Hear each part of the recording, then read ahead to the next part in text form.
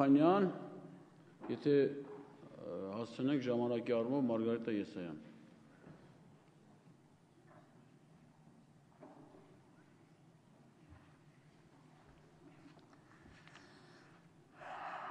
Հարգելի ազգային ժողովի նախագահ, հարգելի գործընկերներ, այսօր մենք ստացանք ևս մեկ վկայություն այն մասին,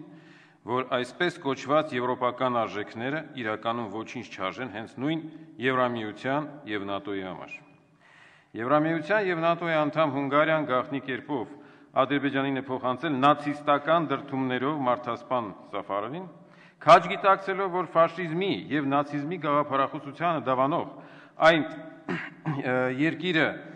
այսինքն Ադրբեջանը, պատրաստվում է ոչ միայն ազատ արձակել, այլ մեծարել նացիստին։ Չէ՞ որ նույն Ադրբեջանն էր, որ 88-92 թվականներին իրականացրեց իր հայ ազգի ավելի քան կես միլիոն քաղաքացիների ցեղասպանությունը, որը մինչ օրս բացարձակապես անպատիժ է մնացել։ Նույն Ադրբեջանը 94-ին պատերազմ սանձազերծեց Հայաստանի եւ Լեռնային Ղարաբաղի Հանրապետության դեմ եւ իր կողմից օկուպացված տարածքներում իրականացվեց հայ քաղաքացիական բնակչության բնաջնջումը։ Ըստ էության, ակնհայտ է դառնում, որ Եվրոպան համարժեք գնահատականներով չդատապարտելով իր անդամ պետության Հունգարիայի եւ Ադրբեջանի այդ ստոր քայլը անուղղակիորեն աջակցություն է ցուցաբերում նացիզմի մարդատյաց գաղափարախոսությանը եւ դրա իրագործման ադրբեջանական քաղաքականությանը։ Եվրոպայի աշկի առաջ Ադրբեջանում, իսկ այժմ նաև Հունգարիայում վերածնվող նացիզմի խրախճանքը չի սաստում անգամ այն հանգամանքը, որ ազգային հողի վրա կատարած նենգսպանությունը տեղի ունեցել ՆԱՏՕ-ի կողմից կազմակերպված միջազգային սեմինարի ընթացքում, որով պատվազուրկ է արվել հենց ՆԱՏՕ-ն։ Սա ևս մեկ ապացույց է,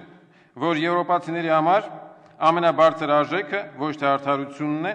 այլ նավթադոլարները եւ քաղաքական շահը, որին ստորադասվում են ամենակարևոր համամարտկային արժեքները։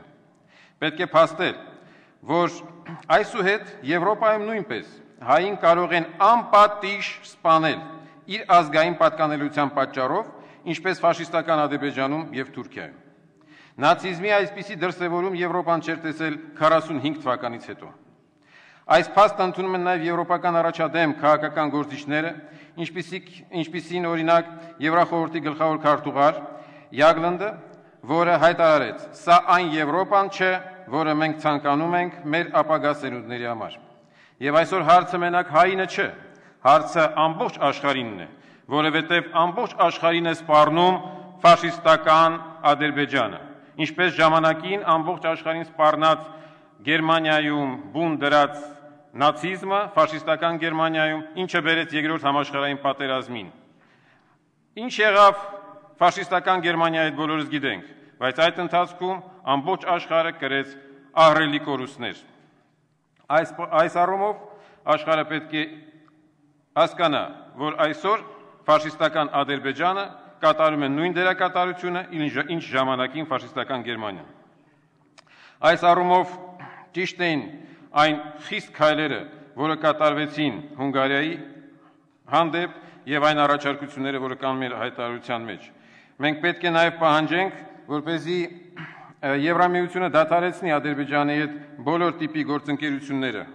արևելյան գործընկերության ծրագիր եւ այլն։ Մենք պետք է պահանջենք, որ ՆԱՏՕ-ն եւ այս օրերին գալիս է պատվիրակությունը, որպեսզի ՆԱՏՕ-ն տա համապատասխան գնահատական եւ դադարեցնի Ադրբեջանի հետ գործընկերության ծրագրերը։ Հակառակ դեպքում ես չեմ կարող հասկանալ, որ նույն գործընկերության շրջանակներում կարող են համագործակցել այդ կառույցները եւ Հայաստանի եւ Ադրբեջանի հետ։ Մենք պետք է կարողանանք եւ մեր արտադրության նախարարությունը պետք է կարողանա սատարել այդ գործընթացին,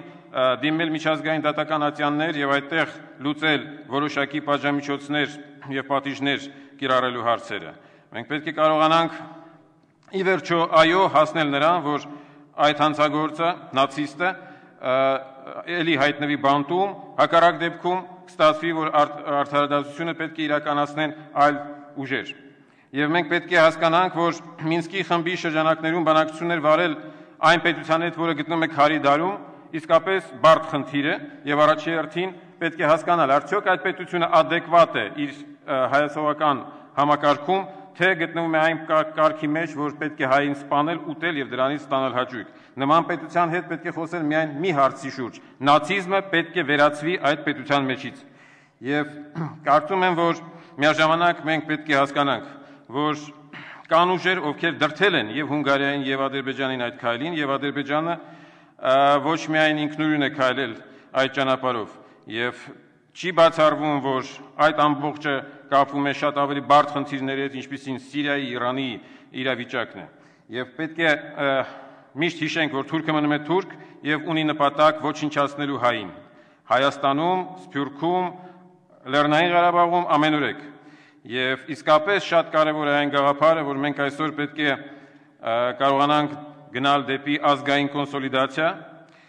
եւ որոշ մեր ներքաղաքական ուժեր փորձում են այս իրավիճակը նույնպես օգտագործել ներքաղաքական դիվիդենդներ հավաքելու համար, կարծում եմ սա այն հարցը չէ, որ պետք է սրա վրա, այս հարցի վրա փորձել ներքաղաքական դիվիդենդներ շահել։ Պետք է հզորացնել մեր բանակը, պետք է համախմբվել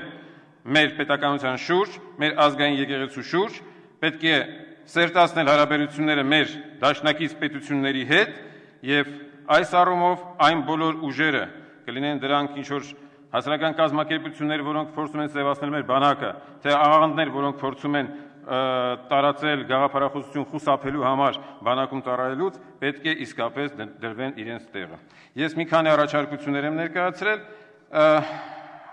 մի մասը խմբագրական է, ոչ խմբագրական եմ համարում հետևյալ առաջարկությունները, որ պետք է ավելացնել հետևյալ կետը, ընդգծելով, որ 15-22 թվականներին Թուրքիայում եւ Արևմտյան Հայաստանում, ինչպես նաեւ 88-92 թվականներին Ադրբեջանում միլիոնավոր հայերի դեմ իրագործած ցեղասպանությունների անպատիժ մնալը պարարտ հող է աշխարհում նացիզմի տարածման եւ էթնիկ հողի վրա նորանոր հանցագործությունների կատարման համար։ Շնորհակալություն։